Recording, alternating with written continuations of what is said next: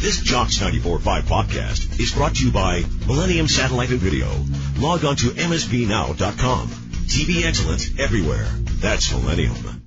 Alabama quarterback A.J. McCarron with us on the Roundtable today. A.J., we'll talk football in a second. First of all, family. Your family down from Mobile, they've enjoyed this ride, I assume, with you through Alabama through these years. Tell us how important that's been for you. That's the most important thing to me.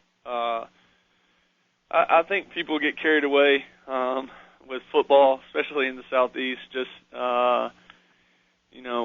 Football is life down here, but in the end, it's not. And I think my family, has understood that, and we've loved our time here and still the process that we're in right now. But it's awesome to watch them kind of live their dreams through me and see them have so much fun with it. It's a blessing for me because family's the number one thing for me personally. After winning back-to-back national championships, how much do goals change for you? They don't change. I think that's the biggest, obstacle that you face. I think Michael Jordan said it best in an interview back in the day after he won, I think, 3 NBA championships at the time, and they were asking him, was the first one the hardest because it was his first one ever?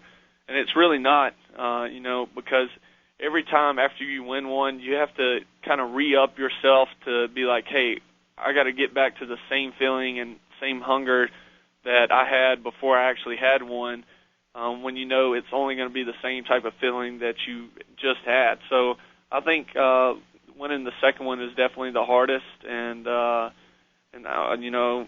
we definitely couldn't have done it without a great coaching staff and great teammates here and everybody buying in. But when you've had the success you've had, is there something in every game that is still new and exciting and fun to you? I mean, and I'm not picking on Kentucky, but I'm just saying you guys, won that game fairly handily. Is there something in every game, though, that is still fun and new and exciting to you? Oh, of course. I mean, I love playing this game. I've played it since I was 3 years old, and,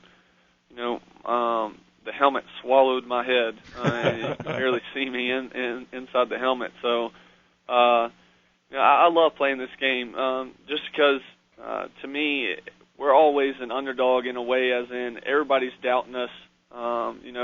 Every week we're almost on upset alert, and we should be, because every week everybody's going to be giving us, their A game and the best game they've ever played, in their lives probably. So I think it's always a challenge for us to be up for every game, no matter who we're facing, and to come out and play the way we're supposed to play.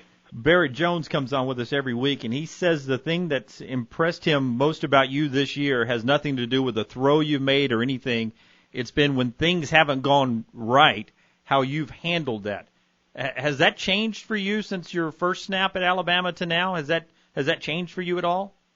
Well, yeah. I mean, anytime you're, a young player and things go wrong early in your career, first thing you think is, oh, Lord, what am I going to do now, or how are we going to fix this? And now when things go wrong, it's like, I've been here for 5 years. I've seen everything possible, so, I know how to handle everything. So it's I just stay calm and try to keep everybody else calm. So I think that's the biggest thing is I've been here for so many years. I told Coach, I don't know, he didn't realize it at first, but last week I was the only guy on the team that have ever been to Kentucky from the 2009 team. The other guys that came in with me that were still on this team didn't make the trip, so I was the only guy, and I told Coach, I said, that's when you know you're old, is you're the only guy left. If only we could be all that old, right? Right. Did you see the picture that I think somebody sent it to you on Twitter of you and Coach Saban there on the sidelines? The picture you got your arm around him.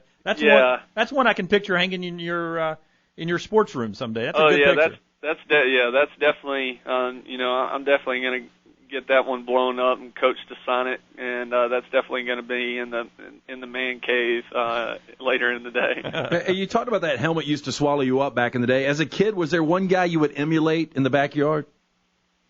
Of course, Brett Favre, and who didn't growing up? I mean, he was the gunslinger and the one that played like he was a little kid playing in the backyard, and even when he was in the pros. and watching him at Southern Miss too. So I mean, I've always loved to watch tape and watch him play games. I mean, it's just unbelievable watching that man play football. Alabama quarterback A.J. McCarron with us for a few more moments on the Jocks Roundtable. A couple weeks ago, Nick Saban talked about sitting you down and having a conversation with you, and I'm sure it probably happens more often than he talks but about you being patient, not forcing things. How much has your conversation changed with him from when you were a freshly minted starter right after Greg McElroy to now being this is your team, you're a team leader? Are your conversations different with the head coach? Do you kind of have a different rapport with him now? Definitely. I think last year was the first time it was actually different. I mean, we meet pretty much every week, especially, but a couple times, sometimes during the week, and I'll always go check on him, just because I know if I don't check on him, then he starts worrying about me. And so I like to, poke my head in the office and mess with him, cut up, and talk some things other than football. But Coach, I mean, the biggest thing he talks to me now is just about trying to get everybody else, to buy in, get these younger guys to buy in, and what we can do as a leadership group, and me and him to, make our team even better than what it is right now. So I think that's probably the biggest thing is, our talks now are usually about trying to get everybody else to come along and whatever we can do to make our team the best possible. Now, AJ, we know you're a good quarterback. Do you have a hidden talent? Can you juggle? Can you play an instrument? I used to play. I want to get back in it. I played the piano for 7 years growing up, and I played in church growing up, and I used to be really good at it. I could play some Elton John songs or anything from the church, and so. See, stop. That's not even fair. You're a quarterback. You're 6'4", and now playing piano. Yeah, and I stopped, and I wish I would have never stopped. But sports, I played all three sports growing up, so it got in the way. And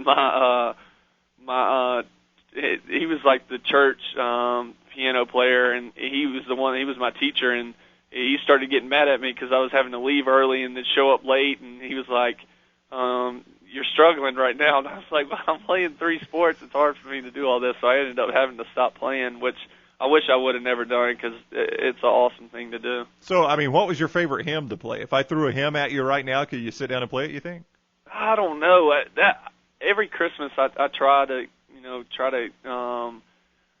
get back in it. And it was funny because growing up, I used to have, the keyboard that you took home and practiced with. And I used to be back there messing around with it, and my dad would say, come in, he'd play this song. I'm like, well, I don't know that song. He's like, well, you're not practicing enough. I do that to my 8-year-old right now, same thing. It's like, go tell it on the mountain. Come in and play Go Tell It on the Mountain for everybody here at dinner. A.J. McCarron for a few more seconds. You talk about having conversations with Nick Saban away from football. A few years ago, he told me he watched the show Dexter back in its heyday. Do you watch? Is there a TV show that you're drawn into? Movies that you enjoy? Anything you like watching on TV? Yeah. I mean, I love any type of movies. Growing up, me and my mom and my little brother, every Friday night we always had scary movie night. So I love scary movies. But I love funny movies. I mean, I love laughing and having fun with my family and friends. But definitely, Sons of Anarchy and Duck Dynasty are definitely my favorite right now. I mean, I love Sons of Anarchy. That show is unbelievable. Well, they got a lot of tats. You've got a big one that people talk about. Is that ongoing? Is it a work in progress, or are you through with it? With the what? Sons of Anarchy? No, with your tattoo. Oh, with my tattoo. Oh, because it seems like it grows year to year. Yeah, it does. But no, I'm probably done. I mean, it's something that I don't just go out and just get random tattoos. Everything I get means something to me, and it's about family or sayings that my family have always had and we've always said to each other. So everything I get always means something to me, and I've never understood why everybody else cares so much about it because it's not on their body. So that's just the world we live in now. Everybody's worried about everybody else rather than themselves. Hey, AJ, great stuff, man. We appreciate the time. Good luck against Arkansas and the rest of the season, man. Thanks for coming on. Thank you guys for having me. All right, man. Alabama quarterback A.J. McCarron with us on the Jocks Roundtable. We don't have to try to sound cool. I don't want to answer that question. That's a clown question, bro. The Jocks Roundtable with LT, Dunaway, and Brown.